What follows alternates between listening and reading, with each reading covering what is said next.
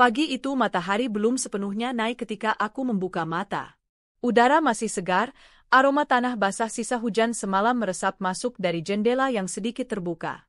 Suamiku, Bima, masih terlelap di sebelahku, wajahnya tenang seperti tak pernah ada rahasia yang disembunyikan. Aku perlahan bangun, melangkah ke kamar mandi, dan mulai menyiapkan diri untuk berangkat kerja.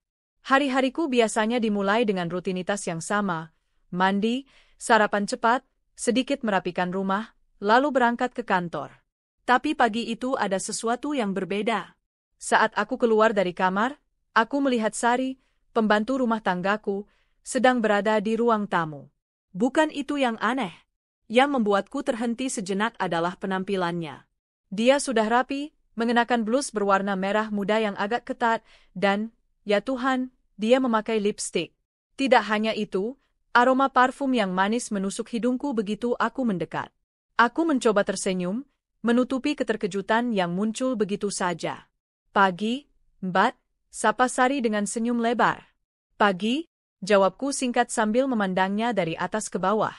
Aku tidak pernah melarang pembantuku untuk merawat diri, bahkan aku cukup sering memberinya pelembab atau sampo bagus.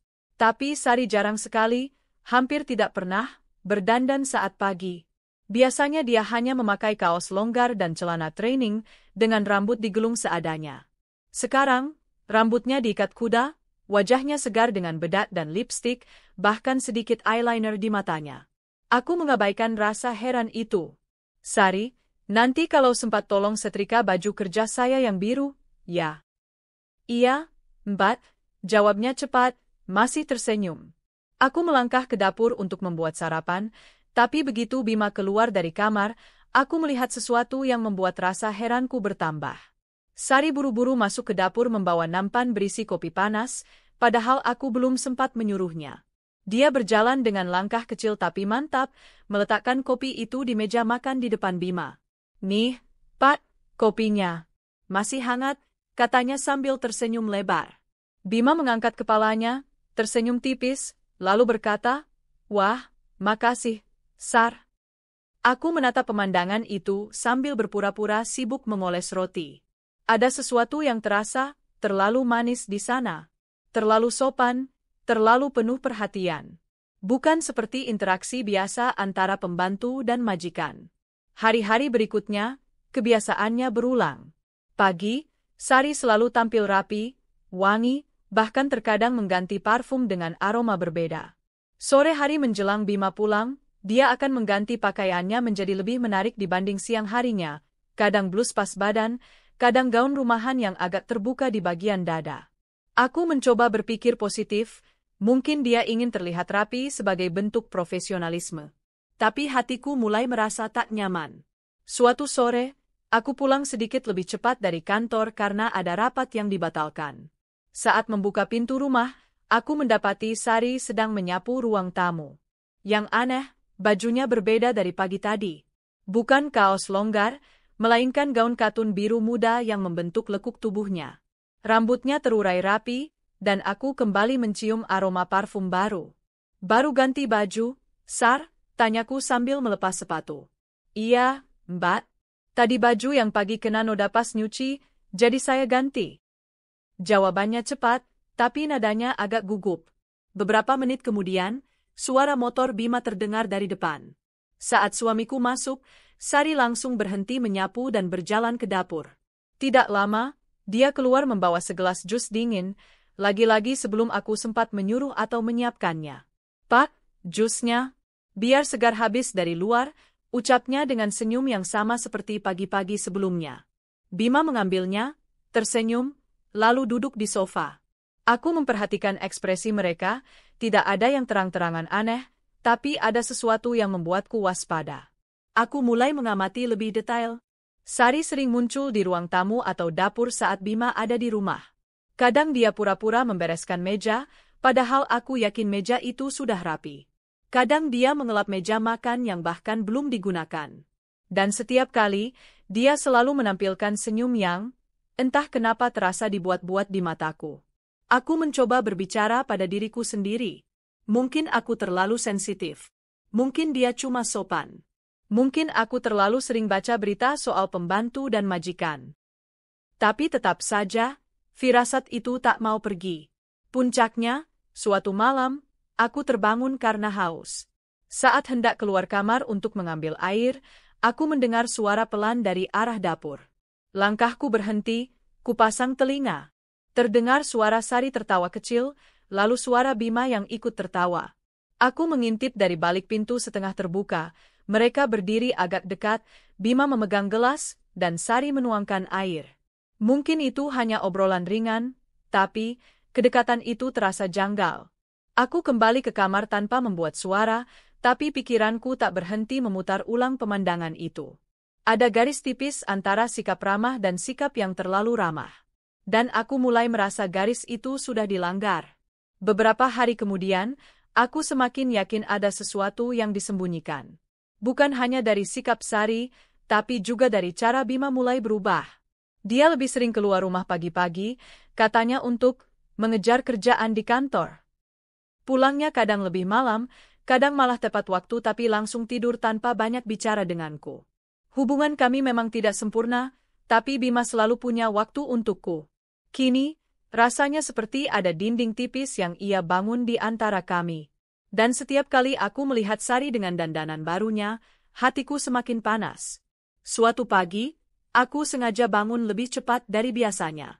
Saat keluar kamar, aku menemukan Sari sudah berada di dapur, lagi-lagi dengan pakaian yang rapi, parfum yang wangi, dan make-up tipis di wajahnya. Tapi kali ini, aku menangkap ekspresi di wajahnya saat mendengar suara pintu kamar Bima terbuka. Dia seperti refleks membetulkan rambut dan tersenyum kecil. Bima keluar dengan kemeja kerjanya, dan aku melihat sekilas bagaimana mata Sari menatapnya. Tatapan yang tidak pantas untuk seorang pembantu pada suami majikannya. Aku tersenyum tipis, menahan diri. Baiklah, Sari. Kalau ini memang permainanmu, aku akan mengingat setiap detailnya. Itulah awal dari kecurigaan yang mulai menggerogoti pikiranku. Dan aku tahu, rasa penasaran ini akan membawaku pada jawaban yang mungkin tak ingin kudengar, tapi harus kutahu. Sejak pagi itu aku tidak bisa menghilangkan rasa aneh di hatiku. Setiap kali aku melihat Sari, hatiku seperti ditusuk oleh jarum kecil yang tajam. Tak hanya penampilannya yang mulai berubah drastis, tapi sikapnya pun semakin berbeda dari biasanya. Sari bukan lagi pembantu yang biasa-biasa saja, yang hanya sibuk dengan pekerjaan rumah tangga dan tak terlalu peduli dengan penampilan. Sekarang dia seperti sedang menjalani sebuah sandiwara, dengan senyum yang selalu terpahat di wajahnya, riasan yang selalu sempurna, dan busana yang dipilih seolah ingin menarik perhatian orang lain, terutama suamiku, Bima. Pagi itu, seperti biasa aku bangun lebih awal dari biasanya. Rutinitas sudah terprogram dengan baik dalam pikiranku. Mandi, sarapan, bersiap ke kantor. Tapi mataku tak lepas-lepas dari Sari yang tampak sibuk di dapur.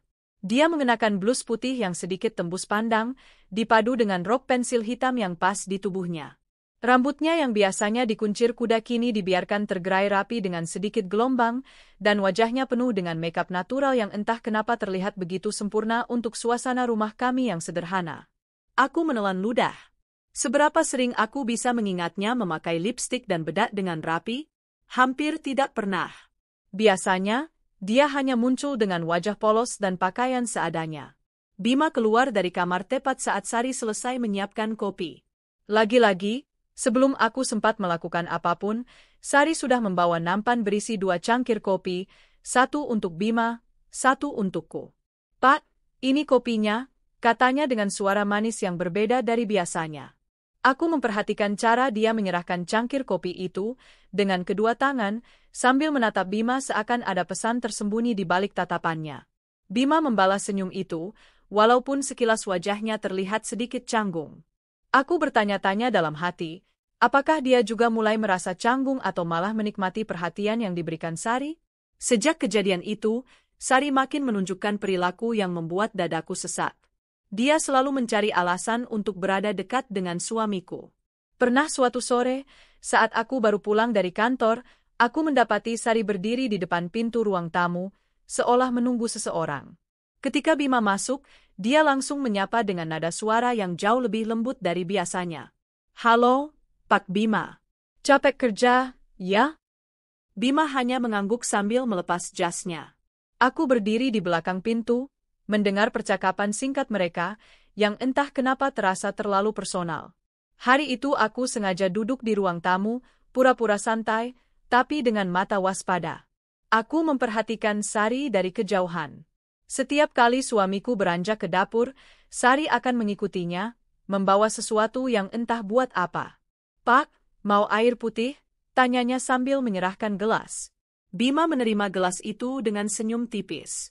"Makasih, Sar." Senin sore, aku juga melihat bagaimana Sari menyesuaikan penampilannya. Tidak hanya berdandan, tapi kini dia lebih sering memilih pakaian yang agak terbuka, menonjolkan lekuk tubuhnya. Ini jelas berbeda jauh dari gaya sehari-hari yang sederhana dan nyaman. Aku mulai merasakan panas di dada setiap kali melihat mereka berdua bersama. Aku ingin marah, ingin bertanya kenapa semuanya berubah, tapi aku juga takut. Takut jika curigaanku salah, takut jika aku terlalu paranoid. Tapi semakin kubiarkan, rasa sakit itu semakin membesar. Satu malam, aku hampir tidak bisa tidur karena pikiranku tak berhenti berkeliling. Bayangan wajah Sari dengan senyum manisnya yang seolah menyembunyikan sesuatu terus menghantuiku. Keesokan harinya, aku berusaha tetap tenang.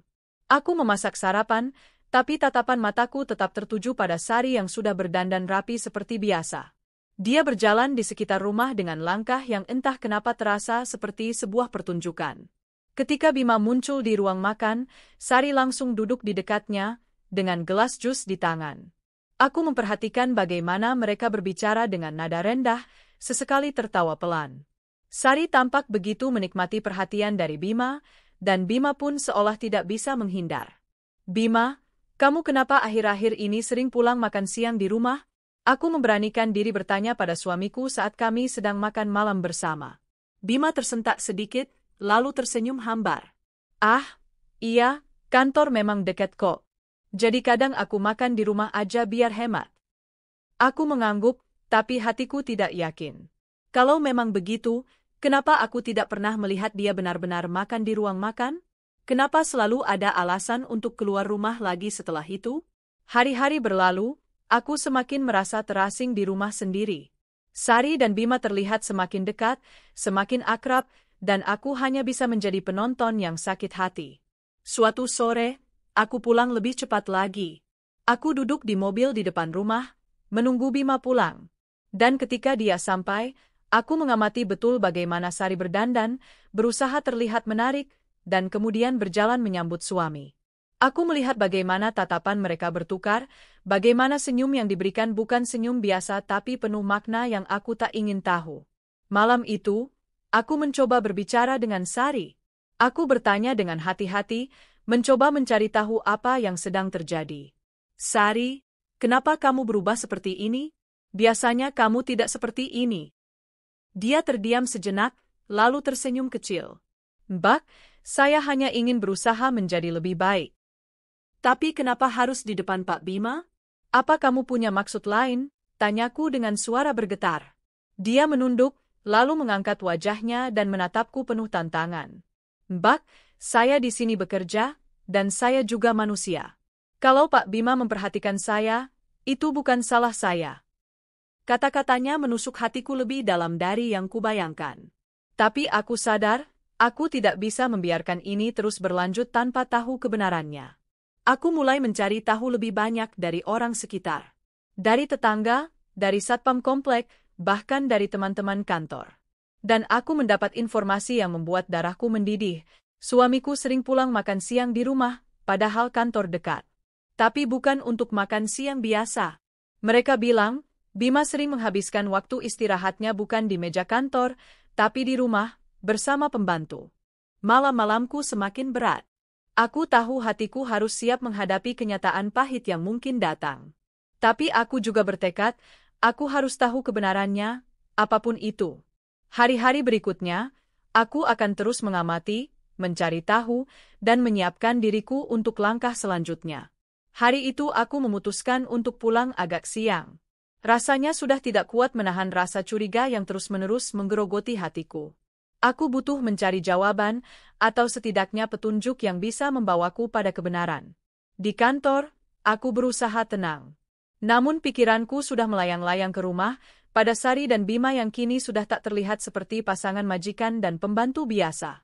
Aku mengingat lagi bagaimana Sari selalu berdandan sempurna, selalu memakai parfum, dan cara mereka berdua berinteraksi yang terasa terlalu intim untuk ukuran seorang pembantu dan majikan. Saat jam istirahat tiba, aku sengaja keluar kantor untuk membeli minuman di warung dekat gerbang. Di situ aku bertemu dengan Pak Hasan, satpam kompleks kami yang sudah lama ku kenal. Pak Hasan, saya mau tanya nih, apa Bapak sering lihat Pak Bima pulang siang ke rumah? Tanyaku sembari tersenyum ringan, berusaha agar nada suaraku terdengar biasa saja. Pak Hasan mengangguk pelan. Iya, Mbak. Beberapa kali saya lihat Pak Bima memang sering pulang makan siang di rumah. Kadang dia pulang jam 12, kadang setengah 1. Padahal biasanya kalau makan di kantor, ya di kantin. Aku mengernyit, menatap Pak Hasan dengan serius. Kalau boleh tahu, biasanya di rumah ngapain, Pak? Kan biasanya kan istirahat saja. Pak Hasan terdiam sebentar, lalu menatap ke arah lain seolah berpikir apakah dia harus mengatakan semuanya. Ada yang berbeda, Mbak? Dari apa yang saya lihat dan dengar, biasanya Pak Bima gak sendirian kalau pulang siang. Ada Sari, pembantu Mbak itu, ikut juga. Mereka sering terlihat ngobrol dan ketawa-ketiwi. Kadang saya lihat Pak Bima masuk ke kamar pembantu. Itu yang bikin saya penasaran. Hatiku seperti disambar petir. Suara Pak Hasan seperti membongkar segel rahasia yang selama ini kubawa sendiri. Aku berusaha menenangkan diri agar tidak langsung menunjukkan amarah atau sedih yang berlebihan. Kalau begitu, Pak Hasan, terima kasih sudah cerita.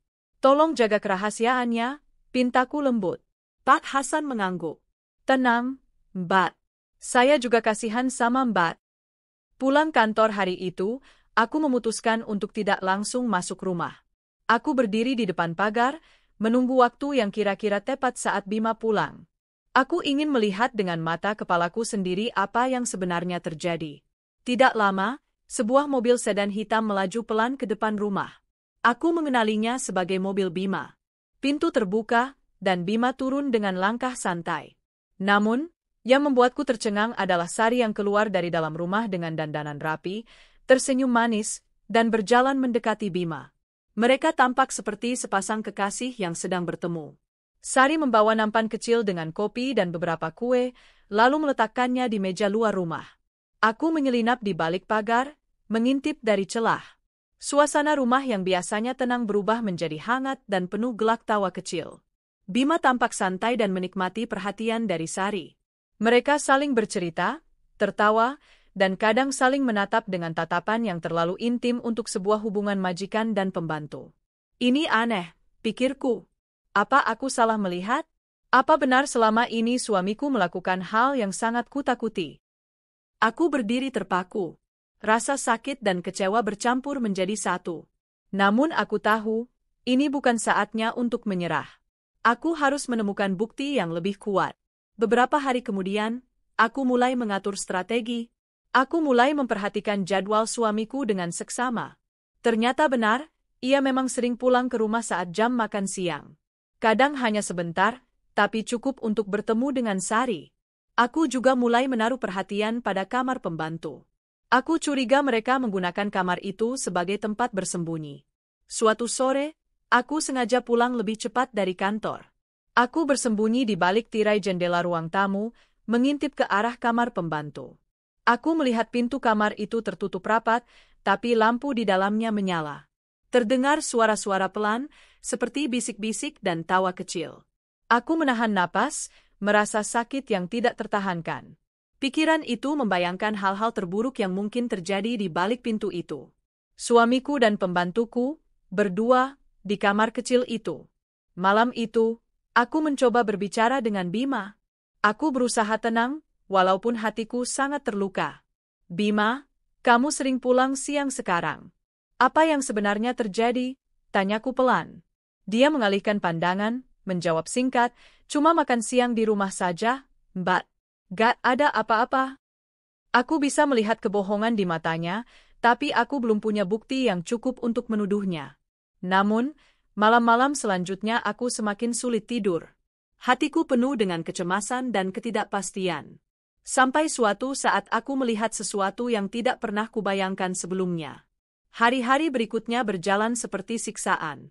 Aku hidup dalam ketegangan yang terus memuncak antara harapan dan ketakutan. Setiap detik aku bertanya pada diri sendiri, apakah semua ini benar? Apakah Bima benar-benar mengkhianatiku? Namun, aku tahu aku tidak bisa terus hidup dalam ketidakpastian. Aku harus tahu apa yang sebenarnya terjadi, meskipun itu berarti aku harus menatap kenyataan yang menyakitkan.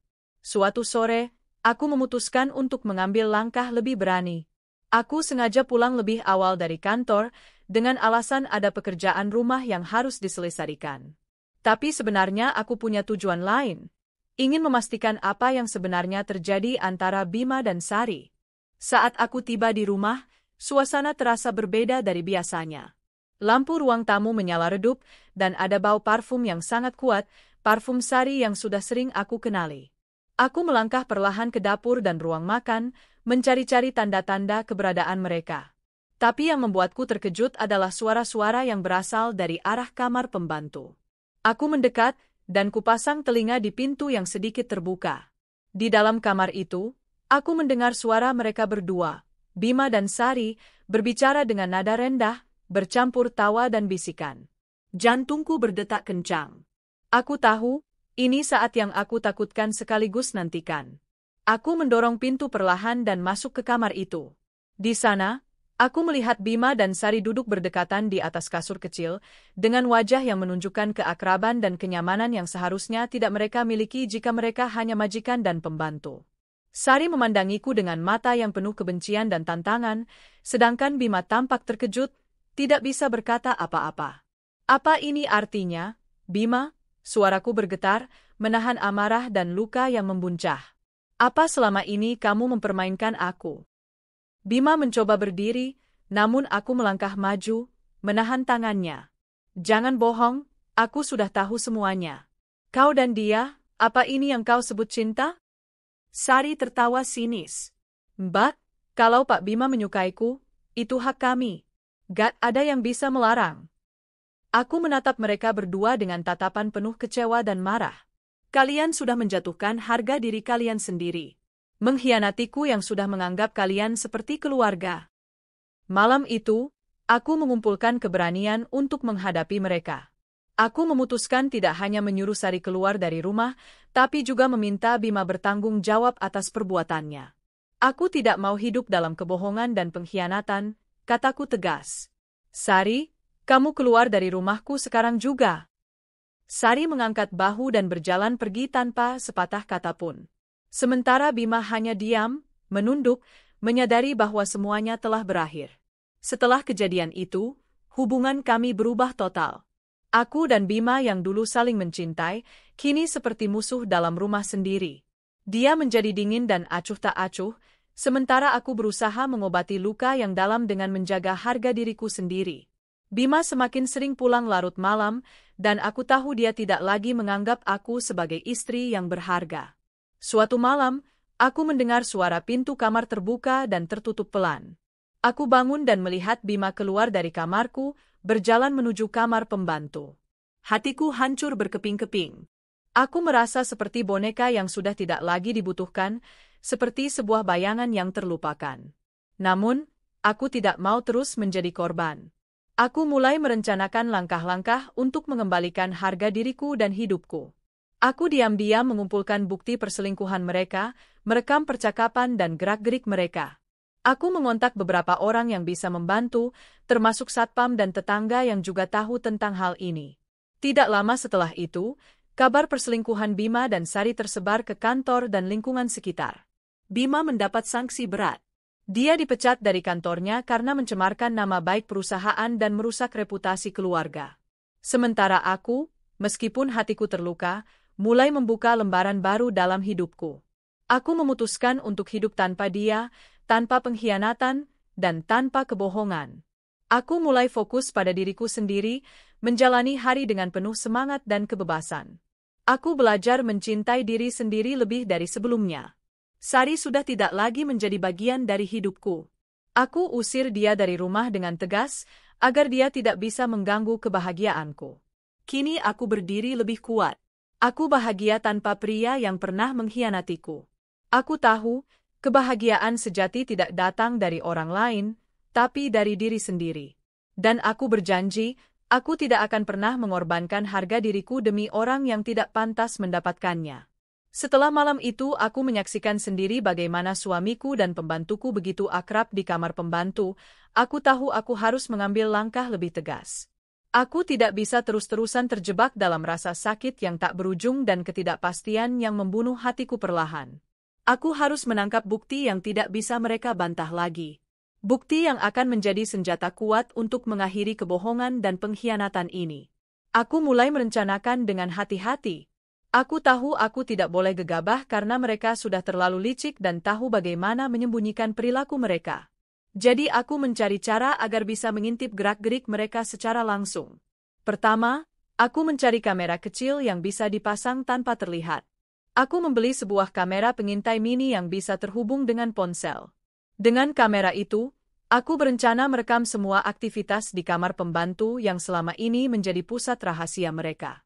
Setelah kamera tiba, aku menyembunyikannya di sudut kamar pembantu dengan hati-hati. Aku memilih tempat yang tidak mudah terlihat, tapi punya sudut pandang yang luas ke seluruh ruangan. Sari dan Bima tidak tahu bahwa aku sudah tahu semuanya. Mereka tetap menjalankan rutinitas seperti biasa, tanpa mencurigai bahwa aku sudah mengintai setiap gerak-gerik mereka. Hari-hari berlalu dengan penuh ketegangan. Aku memeriksa rekaman setiap malam. Aku menyaksikan bagaimana Bima masuk ke kamar pembantu saat jam istirahat kantor, bagaimana mereka berbicara mesra, tertawa bersama, dan bahkan saling berpelukan. Semua itu terekam jelas. Suatu hari, aku sengaja pulang lebih cepat dari kantor dengan alasan ingin mengecek rumah. Sebenarnya, aku ingin memastikan langsung bahwa apa yang kulihat di rekaman memang benar terjadi. Aku masuk ke rumah dengan tenang dan berjalan ke kamar pembantu tanpa membuat suara. Pintu kamar itu sedikit terbuka, dan aku melihat Bima sedang duduk di sana bersama Sari. Mereka tampak begitu nyaman, seperti pasangan kekasih yang sedang menghabiskan waktu bersama. Aku berdiri di ambang pintu, menahan amarah yang hampir meledak. Tapi aku harus bersabar sampai waktu yang tepat. Aku diam-diam menunggu sampai Bima memutuskan untuk pergi. Setelah beberapa menit, Bima bangun dan berjalan ke pintu. Aku mengikutinya dengan jarak cukup jauh agar tidak ketahuan. Bima keluar dari rumah, berjalan menuju mobilnya, dan pergi dengan langkah santai. Saat itu aku masuk kembali ke kamar pembantu. Aku memindahkan kamera ke posisi yang lebih strategis agar bisa menangkap momen lebih banyak lagi. Aku juga meninggalkan sebuah catatan di atas meja kecil yang bertuliskan, "Aku tahu semuanya." Aku ingin membuat mereka takut dan sadar bahwa aku bukan wanita yang bisa dipermainkan. Malam itu, aku kembali menonton rekaman. Aku melihat bagaimana Bima kembali ke rumah saat malam hari dan masuk ke kamar pembantu. Mereka berdua terlihat sangat dekat, bahkan aku bisa melihat dengan jelas sentuhan tangan mereka yang tak biasa. Hati ini hancur, tapi aku harus tetap kuat. Keesokan harinya, aku mulai merancang rencana untuk mengungkap semuanya pada orang lain. Aku tahu aku tidak bisa menghadapi mereka sendiri tanpa dukungan. Aku berbicara dengan Pak Hasan, Satpam Kompleks, dan menceritakan semuanya dengan lengkap. Pak Hasan bersedia membantu mengawasi rumahku agar aku bisa mempersiapkan langkah selanjutnya. Aku juga menghubungi beberapa teman dekat yang bisa kupercaya. Aku menunjukkan bukti rekaman dan menceritakan apa yang terjadi. Mereka semua terkejut, tapi memberikan dukungan penuh. Aku merasa tidak lagi sendirian. Aku mulai mempersiapkan diri untuk konfrontasi yang akan sangat berat. Aku tahu suamiku dan pembantu itu tidak akan menyerah dengan mudah. Tapi aku juga sudah muak hidup dalam kebohongan dan pengkhianatan. Aku bertekad, kali ini aku yang akan menang. Malam berikutnya, aku mengatur agar suamiku pulang lebih awal dari biasanya. Aku meneleponnya dengan alasan agar kami makan malam bersama. Bima mengiyakan tanpa curiga. Aku sudah menyiapkan semuanya. Kamera tersembunyi sudah merekam sejak dia memasuki rumah. Aku juga sudah memberitahu beberapa tetangga untuk memperhatikan rumahku malam itu. Saat Bima dan Sari bertemu di kamar pembantu, aku sudah siap dengan bukti yang lengkap dan mata yang tidak akan memaafkan. Begitulah langkah-langkah yang aku ambil, penuh dengan keberanian dan tekad. Aku tidak ingin menjadi korban pengkhianatan lagi. Aku ingin mengakhiri semua ini dengan cara yang benar, dengan bukti yang tidak bisa mereka bantah. Aku menunggu malam itu dengan napas tertahan dan jantung berdegup kencang. Semua persiapan sudah kukumpulkan rapi. Bukti rekaman video, catatan, serta dukungan dari beberapa orang terdekat yang kukirimi pesan rahasia untuk berjaga-jaga. Ini bukan soal membalas dendam, tapi soal mengembalikan harga diriku dan menuntut kejujuran. Ketika Bima sampai rumah, ia sama sekali tak menduga apa yang menanti. Senyumnya yang biasanya penuh percaya diri kini berubah menjadi ragu-ragu saat melihat aku berdiri tegak di ruang tamu dengan wajah penuh ketegasan.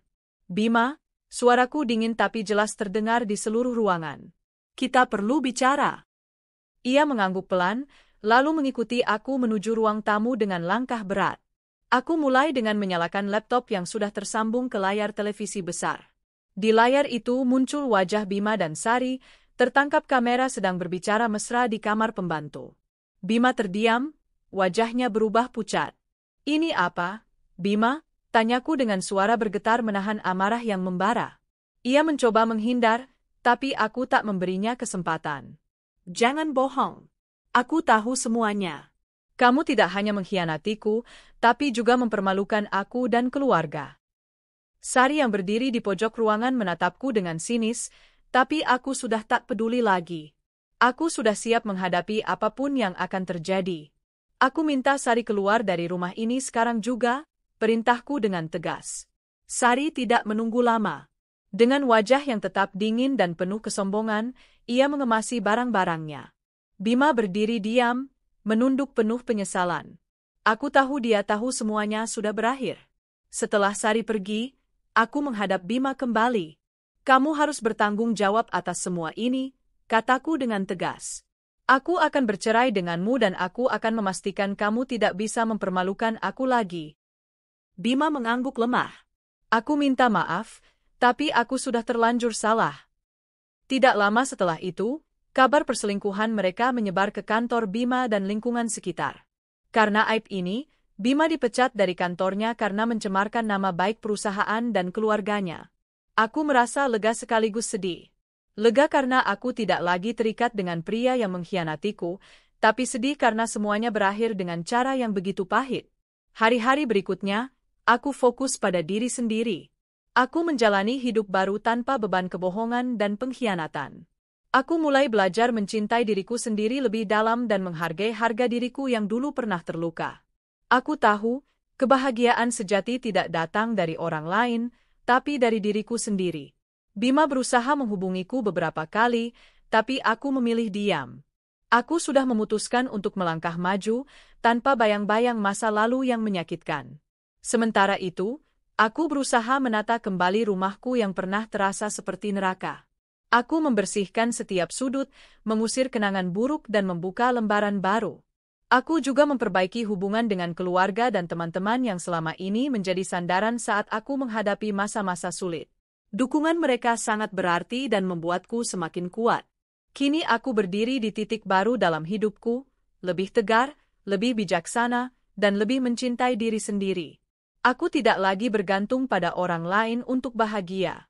Aku duduk di tepi jendela kamar, menatap kota yang berkerlap-kerlip di bawah sana.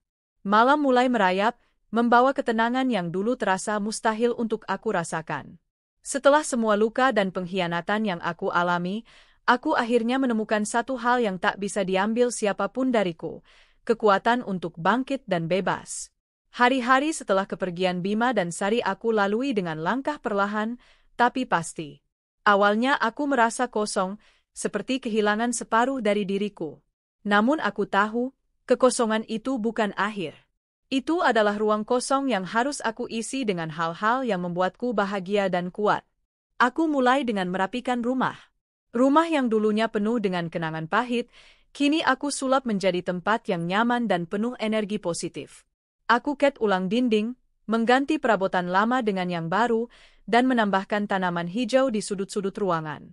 Setiap sudut rumah ini menjadi saksi bisu kebangkitanku. Selain rumah, aku juga mulai fokus pada diriku sendiri. Aku kembali menekuni hobiku yang sempat aku abaikan karena sibuk mengurus rumah dan suami. Aku mulai ikut kelas yoga, membaca buku-buku pengembangan diri, dan bahkan mulai mencoba menulis jurnal harian untuk mengekspresikan segala perasaan yang selama ini kutahan. Yang paling penting, aku belajar mencintai diri sendiri. Aku tidak lagi membiarkan diriku terjebak dalam hubungan yang merusak harga diri. Aku berjanji pada diriku sendiri bahwa aku layak mendapatkan cinta dan penghargaan yang tulus. Teman-teman lama mulai datang kembali, menyadari perubahan yang terjadi padaku. Mereka mengagumi kekuatanku dan memberiku semangat untuk terus maju. Aku merasa tidak pernah sendirian, karena ada banyak orang yang peduli dan mendukungku. Bekerja pun aku jalani dengan semangat baru. Aku tak lagi merasa terbebani oleh kehidupan rumah tangga yang penuh drama.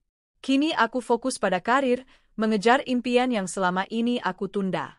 Suatu hari, aku mendapatkan tawaran untuk mengikuti pelatihan kepemimpinan wanita. Aku melihat ini sebagai kesempatan emas untuk membuktikan pada diri sendiri bahwa aku bisa mandiri dan sukses tanpa bergantung pada pria seperti Bima.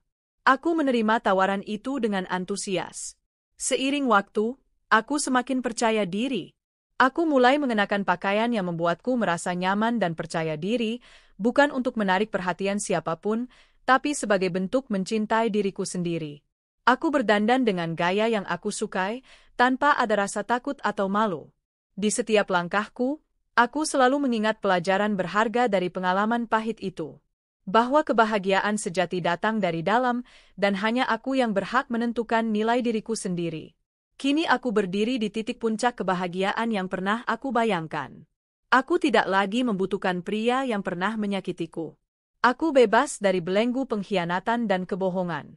Aku menemukan kebebasan dalam diriku sendiri, dan itu adalah hadiah terbesar yang pernah aku terima. Beberapa bulan telah berlalu sejak aku mengambil keputusan terbesar dalam hidupku. Melepaskan pria yang telah menghancurkan kepercayaanku dan mengusir pembantu yang dulu kusegani. Kini aku berdiri sebagai wanita yang utuh, kuat, dan bahagia. Pagi itu, aku membuka jendela rumah dan menghirup udara segar yang masuk bersama sinar matahari. Rasanya seperti menghirup kehidupan baru, sebuah permulaan tanpa beban dan penuh harapan. Aku berjalan ke meja makan, duduk dengan secangkir kopi hangat di tangan. Pikiranku melayang pada perjalanan yang sudah aku lalui, dari kepercayaan yang dikhianati, rasa sakit yang membara, hingga akhirnya kebangkitan yang membawaku pada kedamaian. Hari-hari kuisi dengan hal-hal yang dulu aku tunda, melukis, menulis, belajar hal baru, dan bertemu teman-teman yang membuatku tersenyum. Aku bahkan mulai membuka bisnis kecil-kecilan yang selama ini aku impikan, menjual karya seni dan kerajinan tangan hasil kreativitasku. Lebih dari segalanya, aku belajar mencintai diriku sendiri tanpa syarat. Aku berdandan bukan untuk menarik perhatian orang lain, tapi untuk menyenangkan hatiku sendiri. Aku merayakan setiap pencapaian, sekecil apapun itu, sebagai bukti bahwa aku mampu bangkit. Suatu sore, ketika aku sedang berjalan di taman, seorang teman lama menghampiriku. Dia tersenyum dan berkata, "Kamu tampak bahagia sekarang. Aku bangga padamu." Aku tersenyum dan menjawab, "Aku memang bahagia." Aku belajar bahwa kebahagiaan bukan berasal dari orang lain, tapi dari dalam diri sendiri. Sekarang, aku menjalani hidup tanpa bayang-bayang pengkhianatan. Aku bebas menentukan jalan hidupku, bebas dari rasa takut dan ragu. Aku tahu, jalan di depan mungkin tidak selalu mulus. Tapi aku siap menghadapi semuanya dengan kepala tegak dan hati yang penuh harapan. Dan yang terpenting, aku sudah menemukan kebahagiaan yang sejati, mencintai diri sendiri dan menerima bahwa aku pantas mendapatkan yang terbaik. Ini bukan akhir, tapi awal dari cerita baru yang lebih indah.